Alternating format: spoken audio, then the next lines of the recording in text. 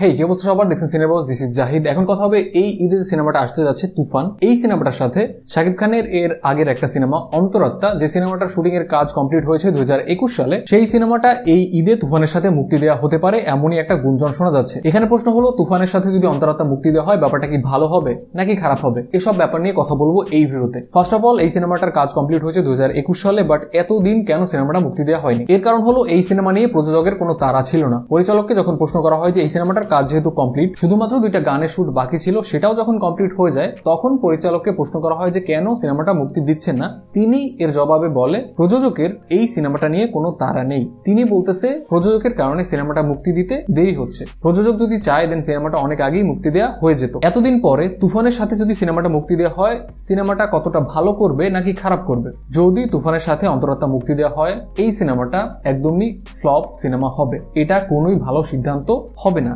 কারণ এই সিনেমার যে কোয়ালিটি, এরপরে শাকিব খান যতগুলো সিনেমা করেছে প্রত্যেকটা সিনেমার কোয়ালিটি যদি আপনি জাজ করেন, এসব ব্যাপারের মধ্যে হিউজ একটা ডিফারেন্স দেখতে পাবেন। এরপরে শাকিব খান যতগুলো সিনেমা করেছে প্রত্যেকটা সিনেমার কোয়ালিটি আগের সিনেমার থেকে অনেক বেটার ছিল। এখন এই সিনেমা যে করেছে, সিনেমাটা তো অলরেডি মুক্তি দেওয়া হয়নি, আমি কিভাবে বলতেছি সিনেমা ভালো হবে না?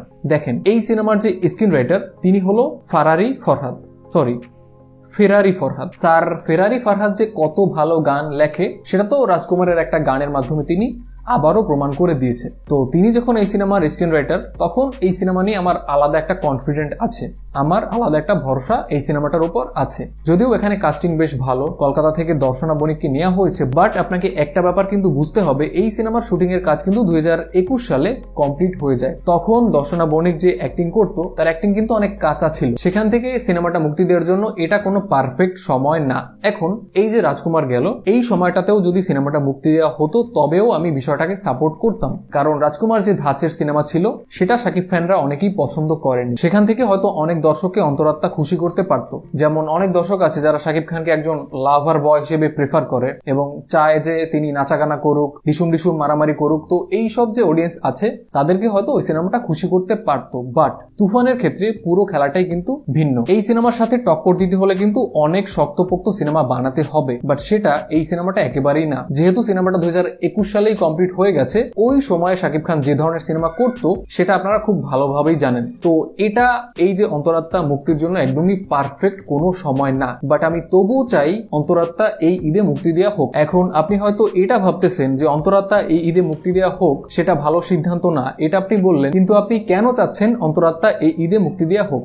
এর কারণ হলো অনেক প্রযোজকের শিক্ষা হওয়া দরকার। একটা সময় তারা শাকিব খানকে দিয়ে যে সকল এভারেস্ট সিনেমা করেছে, বিলো এভারেস্ট সিনেমা করেছে এবং এই সকল সিনেমার মাধ্যমে যে ইনকামটা তুলে এনেছে, পকেটে টাকা ঢুকিয়েছে, সেই সময়টা যে এখন আর নেই, এই শিক্ষাটা তাদের হওয়া উচিত। এবং এই শিক্ষা হওয়ার জন্য এই ঈদ পারফেক্ট একটা সময়। এসব কারণে আমি চাইবো অন্তরাত্মা এই ঈদে তুফানের সাথে মুক্তি দেওয়া হোক এবং কিছু প্রযোজকের শিক্ষা হোক। এই ছিল পুরো বিষয়টা নিয়ে আমার মতামত। এই ব্যাপারটা আপনি কিভাবে দেখছেন? যদি অন্তরাত্মা এই ঈদে মুক্তি দেওয়া হয়, তুফানের সাথে আদৌ কি সিনেমাটা টিকতে পারবে? আপনি চাইলে আপনার মতামত কমেন্টে আমাকে অবশ্যই জানাতে পারেন। যদি আপনি সিনেবসে প্রথমবার হয়ে থাকেন দেন অবশ্যই আমাদের চ্যানেলটি সাবস্ক্রাইব করে দিবেন। আপনার সাথে দেখা হচ্ছে পরের কোনো ভিডিওতে। Till then, tata.